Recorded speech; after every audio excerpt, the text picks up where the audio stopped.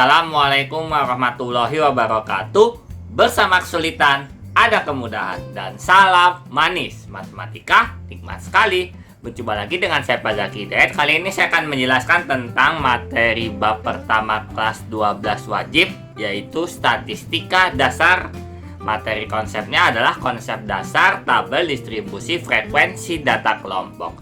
Mau tahu materinya seperti apa? Come on, let's check it out. Tapi sebelum dimulai, jangan lupa untuk like, comment, share, subscribe, dan notification agar kalian tidak ketinggalan video dari Pak Zaki. Terima kasih. Oke, kita baca dulu contoh kasusnya ya. Berikut adalah daftar banyaknya anak dalam satu keluarga dari 30 kepala keluarga di RT 1 RW 7 daerah Tunggalwijaya. Bisa dilihat ya, ada yang anaknya 3, ada yang anaknya 2, ada yang anaknya 5, ada yang anaknya 4, dan ada yang anaknya 1. Sampai sini paham? Paham Pak? Oke. Nah, pertanyaannya adalah, apakah bisa dibuat tabel distribusi frekuensi data tunggal dari data di atas? Ayo jawabannya bisa atau enggak? Bisa Pak, iya betul jawabannya bisa. Nah, kayak gimana bentuknya? Bentuknya seperti ini. Nah ya, dibuat bentuknya tabel. Nah, tabel distribusi ini pernah kalian jumpai waktu materi statistik waktu SD dan waktu materi SMP. Ya. Dan kolomnya banyaknya anak itu cuma 5. Jadi tabelnya itu makin ringkas, ya. Banyaknya anak 1, frekuensinya ada 5. Banyaknya anaknya ada 2, frekuensinya ada 7, dan seterusnya. Sampai sini paham? Paham Pak? Oke Pak, itu banyak anaknya 1 ada 5 dan seterusnya dapat dari mana Pak? Hitung aja yang anaknya 1 di sini ada berapa. Ya. Kalau anaknya 1 kita hitung, berarti ada 1, 2, 3, 4, dan 5. Begitupun seterusnya. Sampai sini paham? Paham Pak? Oke. Nah, itu kalau data tunggal ya. Nah, jadinya seperti ini. Dan kolomnya lebih sedikit. Nah, sekarang lihat contoh kasus berikutnya. Nah, di sini ada daftar nilai ulangan harian matematika 36 siswa kelas 11 MIPA 5 SMA Jaka Tingkir. Nah, datanya seperti ini. Ya. Pertanyaannya, apakah bisa dibuat tabel distribusi frekuensi data tunggal dari data di atas? Jawabannya bisa atau tidak. Bisa Pak, iya betul, bisa memang. Hanya saja tabel distribusi frekuensinya jadi sangat panjang. Oh iya betul juga Pak, ini kan datanya beda-beda semua, nggak kayak sebelumnya, itu datanya cuma 5. Nah ini datanya banyak, angkanya beragam lagi. Iya. Terus solusinya gimana Pak supaya tabelnya itu jadi lebih ringkas, jadi nggak lihat banyak kayak gini? Oke, solusinya untuk data kayak begini adalah pada kolom data tabel dibuat kelompok dalam bentuk selang bisa, rentang bisa, interval bisa. Jadinya kayak gini. Kan sebelumnya ini sengaja Bapak buat kayak kertas robek karena aslinya sangat panjang, itu barisnya bisa ada 20. Sedangkan tabel statistik itu maunya yang lebih ringkas aja supaya lebih enak dilihatnya. Ya juga Pak, kalau panjang mata kita jadi lebih lelah, Pak. Jadi kita capek, Pak. Iya, betul. Makanya, bagaimana caranya agar datanya nggak tunggal-tunggal seperti ini? Makanya dibuat seperti ini. Jadi ada 30 sampai 39, datanya ada berapa? 40 sampai 49, datanya ada berapa? Dan seterusnya. Nah, kalau 30 sampai 39 kita lihat aja. Di sini yang 30 sampai 39 ada 32, ada 35. Ya, dan datanya ada 2, yaitu betul. Ya kan, datanya ada 2. Jadi, kalau datanya beragam, lebih baik dibuat interval. 30 sampai 39 berarti artinya 30, 31, 32, 33, 34, 35, 36, 37, 38, dan 39. Jadi harus ada data yang memuat dari 30 sampai 39. Sampai sini paham? Paham, Pak. Oke. Nah, berarti datanya harus bentuk interval ya, Pak, kalau datanya beragam. Iya. Kalau datanya beragam, lebih baik dalam bentuk interval supaya lihat tabelnya jadi lebih ringkas. Sampai sini paham?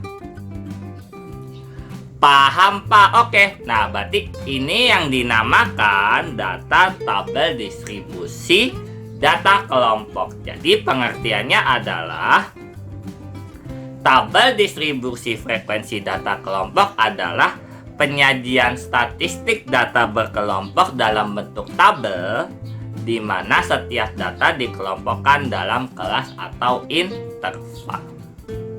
Sampai sini paham? Paham, Pak. Oke. Pak, terus apa bedanya data tunggal sama data kelompok? Lihat. Ya. Kalau data tunggal diambil data dalam ragam minoritas. Maksudnya ragam minoritas itu jadi jenis datanya itu sedikit, ya. Misalnya hari, berarti kan cuma ada 7. Senin, Selasa, Rabu, Kamis, Jumat, Sabtu, Minggu. Ada 7, jadi lebih ringkas. Terus ada nama-nama bulan, misalkan penjualan per bulan, berarti Januari, Februari, Maret, April, Mei, Juni, Juli, Agustus, September, Oktober, November, dan Desember. Terus per tahun, nah total siswa per tahun itu biasanya tahun, cuman jumlahnya sedikit. Jadi misalnya 2015 sampai 2019 berarti 2015, 2016, 2017, 2018, 2019. Jadi data ragamnya kecil sekali, ya. Jadi datanya tuh nggak terlalu besar-besar amat. Jadi yang penting kecil dan minoritas, ya. Sampai sini paham? Paham, Pak. Oke, itu kalau diambil dari ragam minoritas. Terus kalau data kelompok diambil data dalam ragam mayoritas. Nah, ini yang tadi yang nilai ulangan 0 sampai 100. Apakah kalian harus menulis data dari 0 sampai 100? Tidak, kan? Tidak juga, Pak, karena panjang banget, Pak. Iya, makanya 0 sampai 100 jangan dibuat data tunggal. Alangkah baiknya dibuat data kelompok. Jadi ada yang 0 sampai 9, 10 sampai 19, 20 sampai 29, dan seterusnya. Tujuannya untuk meringkas supaya ngeliatnya jadi lebih enak. Sampai sini paham? Paham, Pak. Oke. Nah, itu kalau data tunggal, data kelompok diambil dari ragam datanya. Terus perhitungannya gimana, Pak? Nah, menang di data tunggal. Kalau data tunggal, perhitungan statistiknya lebih akurat, jadi lebih jelas, lebih rinci, ya. Nah, perhitungan ukuran data seperti rata-rata, median, modus, kuartil, ragam, dan sebagainya itu lebih akurat. Sedangkan kalau data kelompok itu nilainya masih belum akurat. Loh, kok bisa belum akurat sih Pak? Kan datanya jadi lebih ringkas kalau datanya panjang. Iya, misalnya 30 sampai 39 frekuensinya 2 orang. Yakin itu berada, itu memang di interval situ, tapi yakin rata-ratanya bisa segitu? Enggak kan? Makanya rata-rata tersebut tidak bisa saja 30 dua-duanya, bisa saja 31 dua-duanya, bisa saja 39 dua-duanya kalau frekuensinya 2, atau bisa 31 sama 38, 32 sama 39, 33 sama 34. Jadi rata-ratanya sedikit belum akurat. Sampai sini paham? Paham Pak? Oke. Nah, tahu ya bedanya data tunggal dengan data kelompok. Nah, kita kenalan dulu yuk sama istilah tabel distribusi frekuensi data kelompok. Yang pertama adalah kelas. Kelas itu adalah nama atau bagian dari setiap interval dalam tabel distribusi frekuensi data kelompok. Nah, perhatikan tabel distribusi yang berwarna ungu tadi, ya. Perhatikan di kolom nilai. 30 sampai 39 itu dinamakan kelas pertama. 40 sampai 49 itu kelas kedua. 50 sampai 59 kelas ketiga. Maaf. Kelas ketiga. 60 sampai 69 kelas keempat. Dan seterusnya sampai kelas ke-7. Ingat ya, kelas pertama posisinya paling atas. Kelas ke-N adalah posisi paling bawah. Sampai sini paham? Paham Pak? Oke. Nah itu kalau kelas ya, berarti kalian udah ngerti kelas itu apa.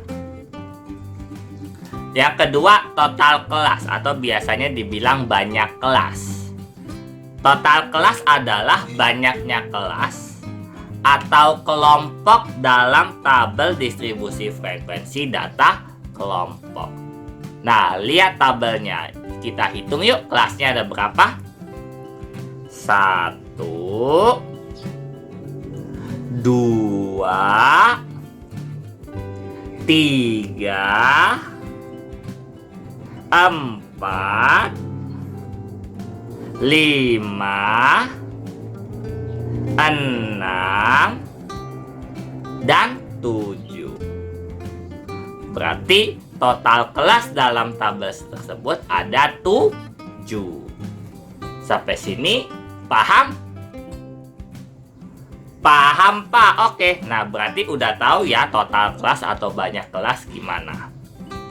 Nah, untuk menentukan rumus total kelas atau banyak kelas, kita menggunakan rumus yang namanya aturan Sturges, ya. Tulisannya Sturges, tapi dibacanya Sturges.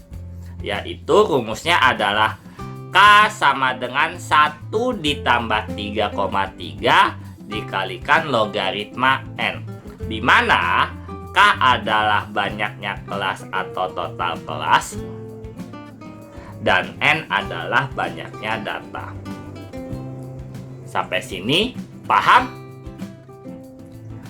Paham Pak? Oke. Pak, ketemu logaritma lagi Pak. Iya, ketemu logaritma lagi. Berarti kalian harus belajar logaritma itu materi kelas 10.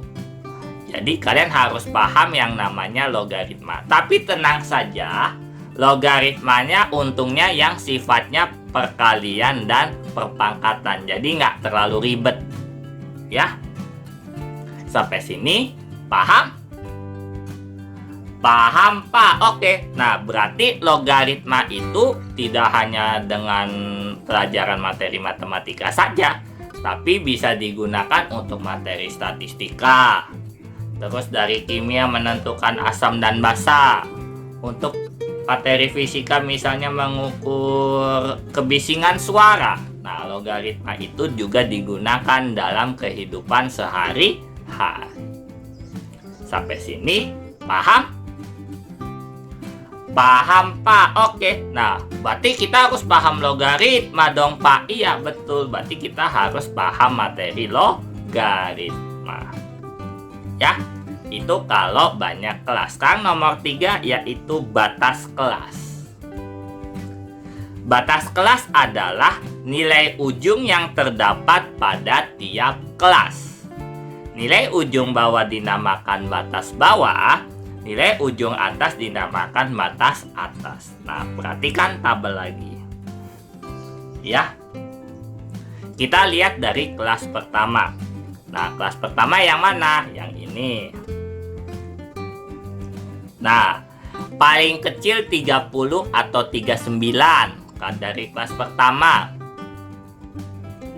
30, Pak. Ya, betul. Nah, 30 karena paling kecil atau paling bawah, maka dinamakan batas bawah kelas pertama. Batas bawah karena nilai paling kecil, kelas pertama karena posisinya di kelas pertama. Sampai sini, paham? Paham, Pak? Oke. Nah, terus kelas pertama paling tinggi nilainya berapa? 39, Pak. Iya, betul, 39. Nah, 39 ini dinamakan batas atas kelas pertama. Jadi kalian paham ya, batas atas sama batas bawah. Sampai sini paham? Paham, Pak? Oke. Nah, itu kalau kelas pertama. Sekarang kalau kelas ke-6 misalkan, ke-6. Ini ke-6. Batas bawahnya berapa? 80, Pak. Ya, betul. Ini batas bawahnya. Terus batas atasnya berapa? 89, Pak. Iya, betul. Berarti batas bawahnya 80, batas atasnya adalah 89. Sampai sini paham? Paham, Pak? Oke, berarti sudah tahu ya arti dari batas kelas. Nah, sekarang tepi kelas. Nah, ada batas kelas, ada tepi kelas. Nah, tepi kelas adalah hasil pengukuran setiap kelas dengan ketelitian sampai satuan terdekat. Maksudnya gimana, Pak? Paling gampangnya kalau misalkan namanya tepi laut, ya. Ini ada daerah, ini namanya laut, ini namanya pasir. Nah, kalau kalian berdiri di antara pasir dan laut, ini namanya tepi. Jadi keinjak pasir iya, keinjak laut juga iya. Makanya ini yang dinamakan tepi. Nah, kalau misalnya di sini ada kayu, kalian berdiri di atas kayu, ya. Ini kayu misalkan, kayu, ya. Nah, kalian berdirinya bisa di sini, bisa berdiri di sini, ya. Kenapa berdirinya di antara kayu dan nggak kayu? Nah, namanya aja tepi, berarti kalian duduk, kalian berdiri di ujung kayu tersebut. Makanya keinjak kayu sama nggak keinjak kayu, yang penting ujung, ya, tepi banget, ya. Sampai sini paham? Paham, Pak? Oke. Nah, berarti sudah tahu yang namanya tepi kelas. Nah, sama kayak batas kelas, tepi kelas juga ada tepi kelas bawah, ada tepi kelas atas, atau tepi bawah kelas, atau tepi atas kelas. Nah, tepi bawah itu rumusnya adalah batas bawah dikurang setengah, ya, atau batas bawah dikurang 0,5. Kalau tepi atas rumusnya adalah batas atas ditambah setengah, atau batas atas ditambah 0,5. Sampai sini paham? Paham, Pak? Oke. Nah, kita lihat tabel lagi. Kelas pertama batas bawahnya adalah 30. Karena yang ditanya tepi bawah berarti 30 dikurang 0,5. Hasilnya adalah 29,5.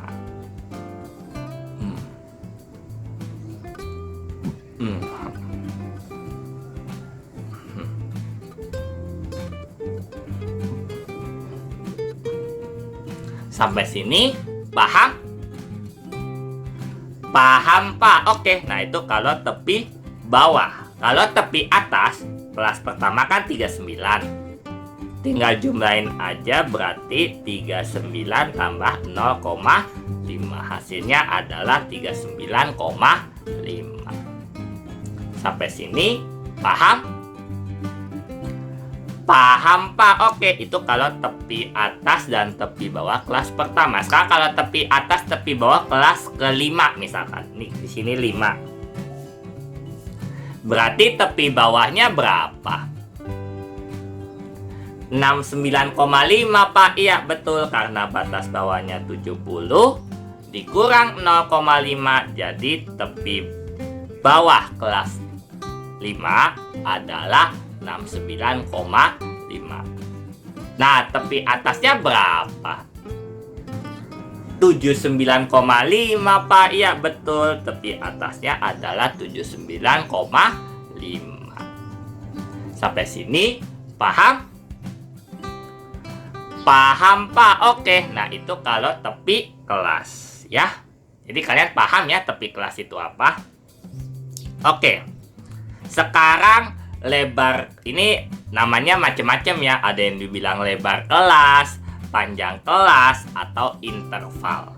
Nah, itu adalah selisih tepi atas dan tepi bawah kelas. Jadi, tepi atas dikurang tepi bawah ya, jangan terbalik. Tepi bawah dikurang tepi atas, salah ya. Selisih tepi atas dan tepi bawah. Makanya tepi atas kurangi tepi bawah. Ya. Sampai sini paham? Paham, Pak? Oke. Nah, interval tuh rumusnya ada 3. Bisa tepi atas kelas kurang tepi bawah kelas. Bisa batas atas kelas dikurang batas bawah kelas, tapi bedanya ini ditambah 1. Atau bisa juga dengan data terbesar dikurang data terkecil dibagi banyak kelas. Ya. Jadi ingat-ingat tuh, rumus interval ada 3. Tepi kurang tepi, batas kurang batas tambah 1, atau data terbesar kurang data terkecil dibagi banyak kelas. Sampai sini paham? Paham, Pak? Oke. Nah, lebar kelas. Nah, sekarang kita hitung. Emang benar interval lebar kelas atau interval kelas segitu? Yuk. Nah, sekarang kalian mau coba misalkan kita pilih kelas ketiga. Di sini. Batas bawahnya berapa? 50, Pak. Iya, betul, 50. Batas atasnya 59, Pak. Iya, betul, 59. Berarti intervalnya, interval kelas ketiga, berarti batas atas dulu, berarti 59. Dikurang batas bawah dulu, berarti dikurang 50. Ditambah 1. 59 kurang 50. 9, Pak. Tambah 1. 10, Pak. Iya, betul. Ini hasilnya 10. Sampai sini paham? Paham, Pak? Oke. Nah, berarti interval kelas rumusnya ada 3 ya. Atau bisa juga 59,5 kurang 49,5. Hasilnya 10 juga. Ya.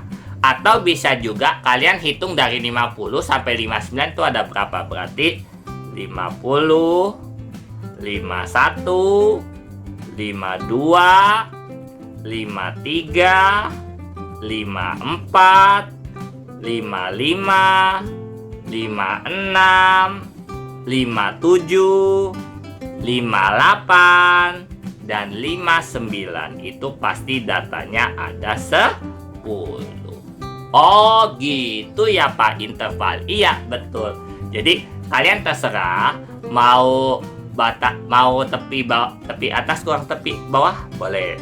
Mau kalian hitung satu-satu intervalnya boleh. Atau mau batas atas kurang batas bawah ditambah 1 juga boleh. Hasilnya pun sama-sama 10. Tapi tergantung tabelnya ya. Kalau intervalnya 4 berarti 30 sampai 33. Kalau intervalnya 5 berarti 31 sampai 35 dan seterusnya. Sampai sini paham? Paham Pak? Oke, berarti kalian paham ya yang namanya interval. Nah, yang terakhir adalah titik tengah kelas. Nah, di setiap interval pasti ada titik tengahnya atau dibilangnya itu median kelas. Ya, median kelas ya. Nah, itu artinya adalah nilai yang dianggap mewakili dari setiap kelas tersebut. Simbolnya bisa XI atau XT. XT itu X tengah. Ya.